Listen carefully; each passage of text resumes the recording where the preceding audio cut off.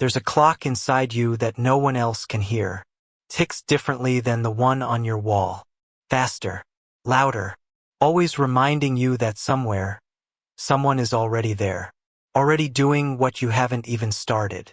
You wake up and the first thought isn't about the morning light coming through your window. It's about how much time you've lost, how far behind you are, and you don't even know what race you're running. If this sounds familiar, stay. There's something here you need to hear. The feeling doesn't announce itself. It creeps in slowly, like fog rolling over a field at dawn. One day you're fine. The next, you're looking at your life like it's a puzzle with missing pieces. And everyone else seems to have the full picture. You scroll. You see faces. Graduations. Promotions. Engagement rings.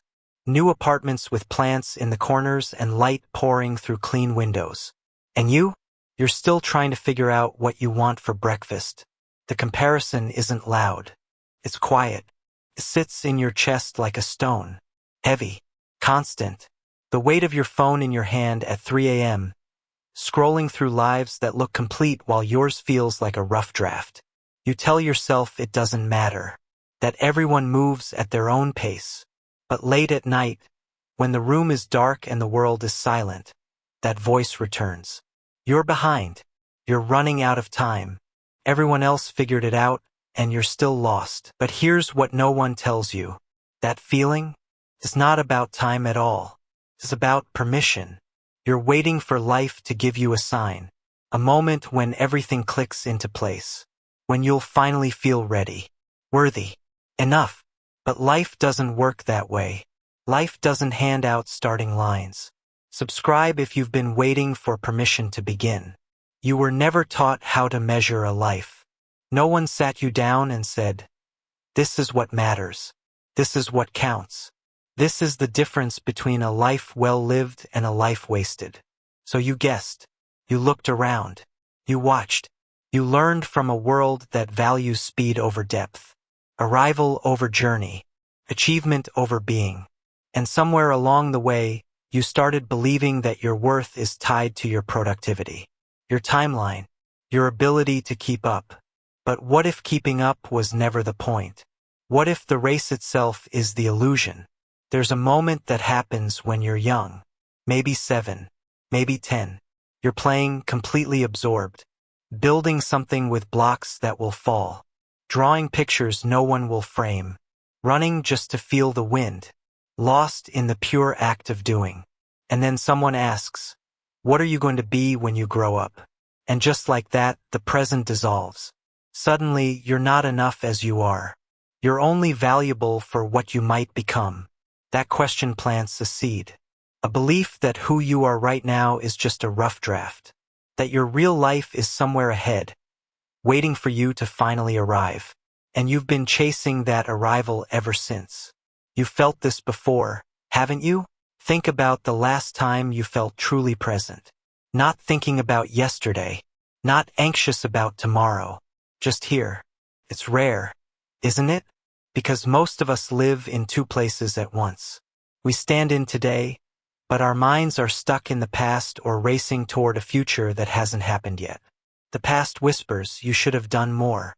The future shouts, "You're running out of chances." And the present gets forgotten. You move through your days like a ghost in your own life, going through motions, checking boxes, but never really here. And that's when the feeling grows. Not because you're actually behind, but because you've abandoned the only moment you ever truly have. There's a psychology to this, a quiet architecture of how we build our own cages.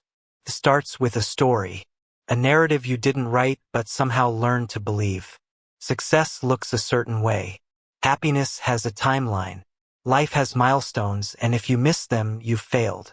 But who wrote that story? Was it you? Or was it handed to you by voices that were never yours to begin with?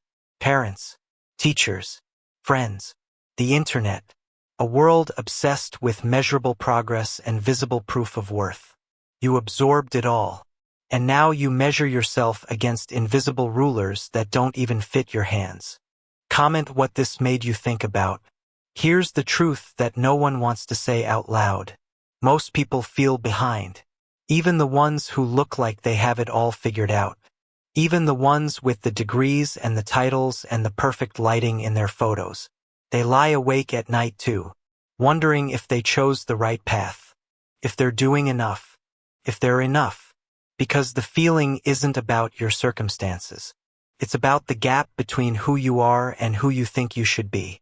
And that gap is not real. It's a phantom, a trick of perception. You're comparing your internal experience, the messy, uncertain, unfinished reality of being human, to everyone else's external highlight reel. And you're losing a game that was rigged from the start. Let me tell you about someone. They don't exist in one place. They exist in 1,000 small moments you've probably lived too. They wake up at noon on a Wednesday and feel the weight of wasted morning light. They scroll through job postings they're not qualified for. They start projects they never finish. They say maybe next year so many times it becomes a prayer to a future that never arrives. They're not lazy. They're not broken. They're just caught between who they are and who they think they should have become by now. And one day something shifts. Not dramatically, not all at once, but quietly. They realize the race was never real. Here's the shift. What if there's no race? What if every life is its own landscape, and comparing yours to someone else's is like comparing a mountain to an ocean? Both are beautiful. Both are vast. Both matter. But they're not the same journey. You can't be behind in your own life. You can only be present or absent. And right now, where are you? Are you here? Or are you somewhere else, worrying about the gap between where you are and where you think you should be? The weight you carry, that feeling of being behind, it's not because you've failed. It's because you're measuring yourself against a fantasy. The fantasy of the perfect life. The perfect timing. The perfect version of yourself who has it all together. But that person doesn't exist. They never did. What exists is you. Right now. With your doubts and your fears and your messy, unfinished story. And that's not something to fix. That's something to accept. There's a Japanese concept called ma. It means the space between things. The pause. The silence. The emptiness that gives shape to what's full. In music, it's the rest between notes that makes the melody beautiful. In life, it's the waiting. The uncertainty. The moments when nothing is happening. We're terrified of ma. We fill every gap with noise, with distraction, with productivity. Because if we stop moving, we might have to face the question we've been running from. Am I enough? And the answer, the real answer, is yes. You always have been. Think about what you're actually afraid of. Not the surface fear, being behind, not measuring up, running out of time. Go deeper. What you're really afraid of is that your life won't matter. That you'll get to the end and realize you spent it chasing things that were never yours to begin with. Other people's dreams. Other people's definitions of success. Other people's timelines. And the tragedy isn't that you're behind. The tragedy is that you've been running toward someone else's finish line. The real reason you feel behind isn't about what you haven't done. It's about how you've learned to see yourself. You've been trained to look for what's missing, what's wrong, what's not enough. But what if you looked for what's here instead? Not in a forced, toxic positivity way, but in a real, honest way. What if you noticed the small things? The morning light that still finds your window. The taste of your coffee, bitter and warm. The sound of rain on glass. The fact that you're still here, still trying, still hoping for something more. That's not nothing. That's everything. There's a kind of loneliness that comes with feeling behind. It's the loneliness of believing you're the only one who hasn't figured it out. The only one still struggling, still searching, still lost. But look around. Really look. Behind the filters and the smiles and the carefully curated lives, everyone is navigating their own chaos. Everyone is afraid of not being enough. Everyone is making it up as they go.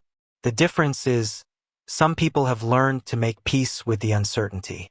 They've stopped waiting for life to feel finished before they allow themselves to exist. Let me tell you about the quiet ones. The people who move through life without fanfare, without announcements, without needing the world to witness their progress. They're not behind. They're not ahead. They're just here. They wake up and make coffee in a kitchen that isn't Instagram-worthy. They sit with their thoughts in rooms with unmade beds.